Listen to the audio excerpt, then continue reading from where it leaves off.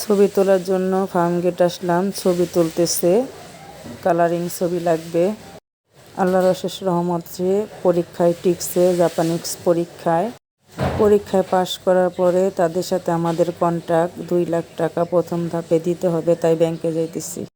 তার 2-3 দিন পরে আবার পুলিশ হিয়ারিংয়ের জন্য আসলাম তেজগাঁ থানায়। এইখানে নাকি আমাদের ওয়ার্ড পড়ে নাই। কয়েকদিন পরে আবার মেডিকেলের জন্য বলছে, তাই কমফোর্ট হাসপাতালে আসছি। ওইখানে থেকে আবার আসলাম ইবনে সিনা হাসপাতালে। এইখানে সবগুলি টেস্ট করাবো। অনেকগুলি পরীক্ষা দিছে, তাই করাইতে।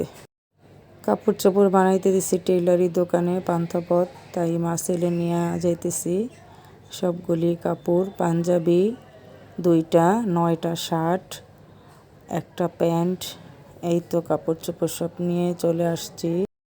মাইনাসের কাপড় চোপড় কিনতে আসলাম শীত অনুযায়ী। এইখানে বললে যে জাপান যাবে, ওই অনুযায়ী কাপড় চোপড় দিতেছে ওরা।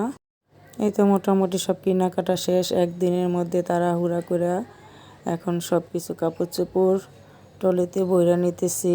আল্লাহর অশেষ রহমতে আল্লাহ আমার ছেলের ইচ্ছা পূরণ করছে। আল্লাহ জানি অনেক দূর নিয়ে যায়, তার নামের মতো রাজা বানায় দেয়।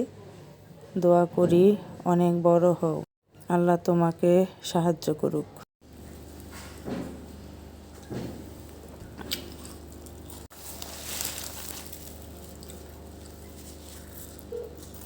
বেড়ারে 45 মিনিট ধরে বয়ে রাখছে কে কেএফসি ওরা হুদাই দেরি হ্যাঁ বেড়ার লেগে 40 টাকা আমার কাছে আরো আমাদের আরো তো 20 টাকা দিলাম থাকে মানে অনেকক্ষণ ধরে বসা আছে আমি দেখতেছি ওই যে অ্যাপের ভিতরে দেখা যায়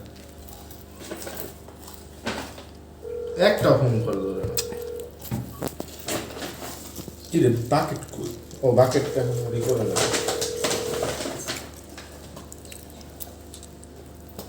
তোর মামিরে ফোন দে।